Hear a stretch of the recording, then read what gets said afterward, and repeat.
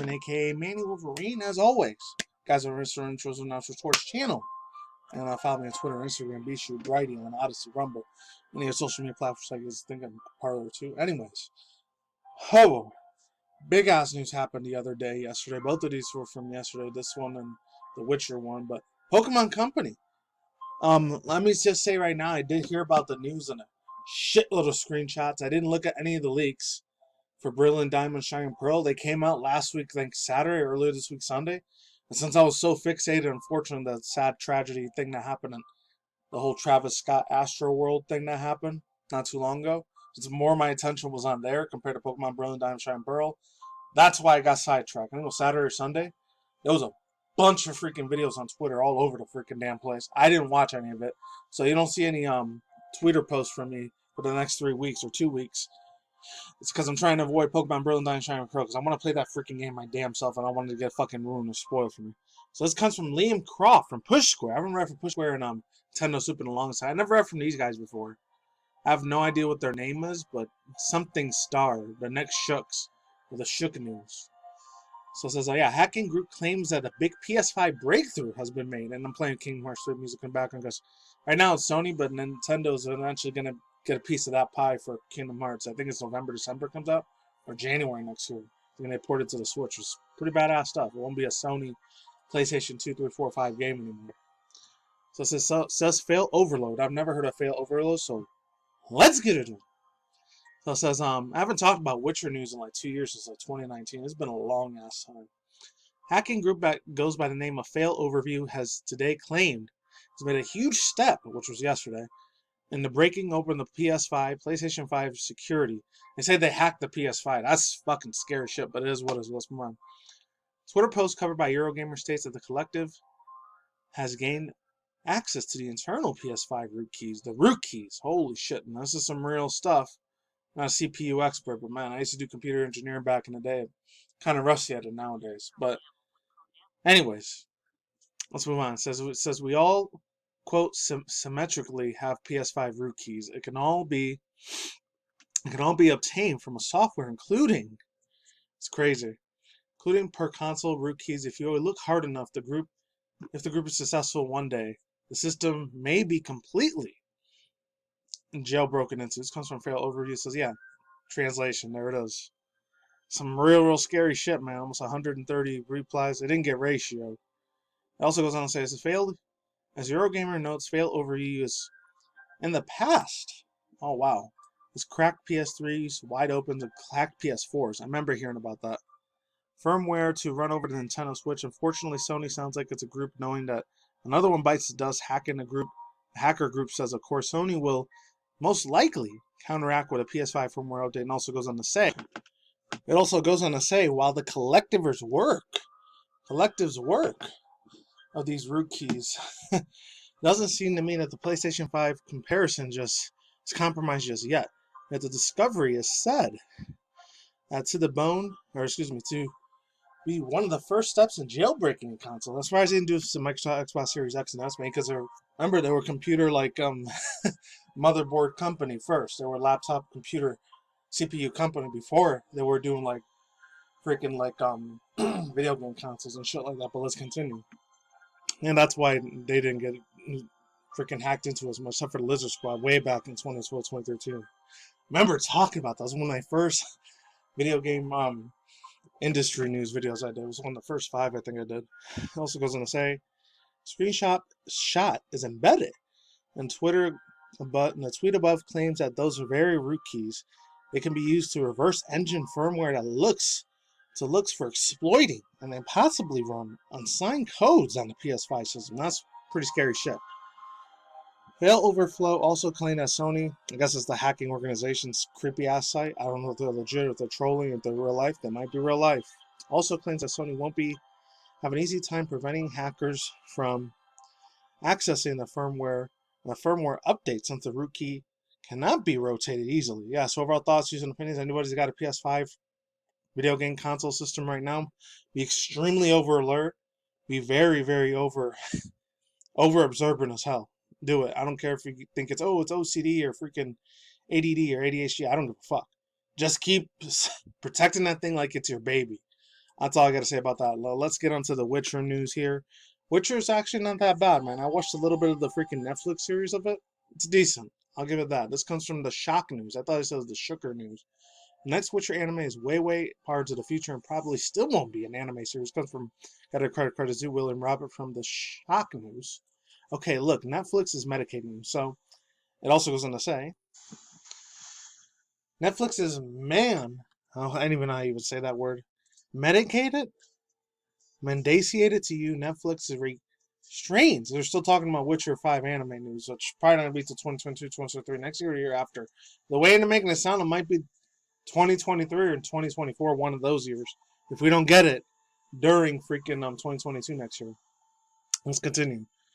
It's calling issues that might be completely not anime or anime. Please scroll down if you need to hear my full rant on the matter. However, although the factor is that right now, right here to find out about this brand new animated Witcher movie following up on the Witcher Nightmare of the Wolf. The subsequential, I didn't say subsequent or subsequential film, was briefly introduced months in the past. However, it's nonetheless a great distance off. Producer Lauren Schmidt, I'm probably going to butcher his last name, Hisrich, tells Leisure's Weekly that the quote, manner, sooner or later, unquote. It sounds like she was giving a fucking nasty, fucked up attitude to the freaking journalist, but who knows? He might have been an asshole piece of garbage. I have no clue. Or that could have been a good person. I don't know. It is what it is. Excuse me. Also goes on to say, yeah, manner, where was I? Oh, there. Also goes on to say, there's no clear launch date. Internally, as a result, we're, quote, simply getting began on it, unquote. As for the movie, of course, nonetheless, Hisrich says, quote, I hope that the anime, SIC, I don't know what that means, is a bit extra of a standalone undertaking that can carry the new eyes onto the franchise, but additionally, and actually, being capable of stand off the market by itself. The film shall be written by a pair of, writers, writers who have been, quote, been on the employers from the start, unquote. I'm not going to read this whole thing. You guys can read the rest on your own. I'm just going to go to your Emotion Presents. Well, let's continue. Nightmare of the Wolf was produced by Studio Mer, the South Korean animation home chargeable for the success of the wonderful productions of, quote, The Legend of Korra. I don't know why they did that. Legend of Korra, Netflix's personal Voltron sequence, and its ideal studios. It doesn't make anime. It's time now for a finally inquisitional rant about Netflix's branding of anime. Let me begin by quoting the Wikipedia at you. This is the person here talking from the Shocker News. This ain't me talking. I'm just reading what this dude said. So don't come after me and attacking me, my guys. I'm just saying. This is the guy from the ShockerNews.com that's saying this, not me. So it says, Wikipedia at you. Exterior Japan in English. The anime is colloquially. I think they say colloquially. Colloquial. For Japanese animation and refers particularly to animation produced in Japan. Animation produced outdoors of Japan with comparable types of Japanese animation is known for the anime influenced animation. Per the definition, Studio Mer makes anime influence anime. Netflix retains making an attempt to redefine anime as any adult style oriented animated motion presents. Yeah, overall thoughts, views, and opinions. I don't know if this Witcher anime series is going to be good. I didn't even watch the first one. I think the first one was really good and sick and badass. I didn't hear any of the reviews for it, for what I can understand.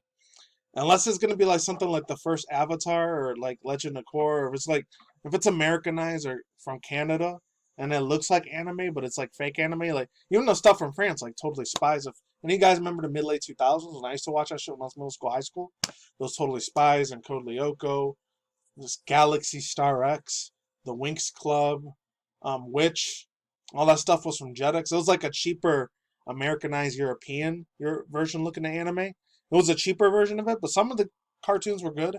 And there was even Miraculous Ladybug, which that was way after my time. I only know that because I used to take care of my two nieces back in the day. I used to babysit them. I used to love watching Miraculous Ladybug. I think it was like 2012, 2014, a couple years ago. That's the only way I even know about that. If it wasn't for that, me babysitting my nieces back in the day, I would never know what the fuck Miraculous Ladybug was. I probably would have heard it throughout, I don't know, from YouTube or TikTok or Twitter, I don't know. But let's move on to the next thing. Pokemon. So it says, Pokemon Studio Company playing Andover League from Fire League Ring.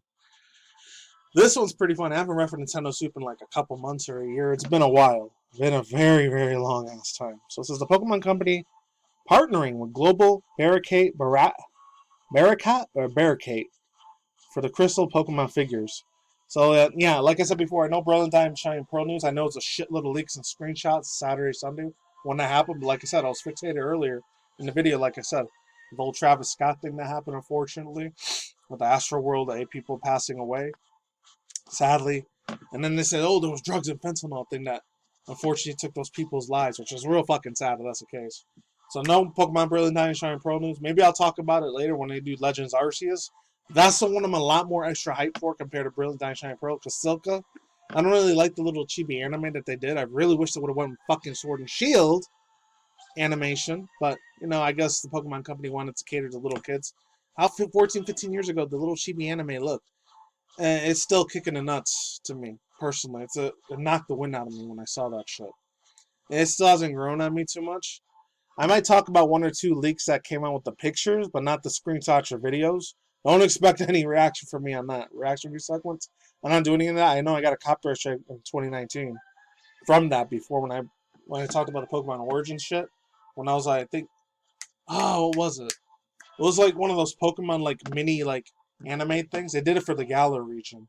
I think it was like Pokemon Twilight Wings. I know a lot of people are getting copyright strikes for reacting to that or claims, so that's why I didn't do any reactions to those. I might do it on Odyssey and Brighteon instead of here on YouTube because they jump at your fucking throat here. Game Freak and Pokemon Company, they're still living in the 1980s and 90s where, oh, if you're a content creator, you're stealing our stuff for money and profit. And I don't even do this shit for money either.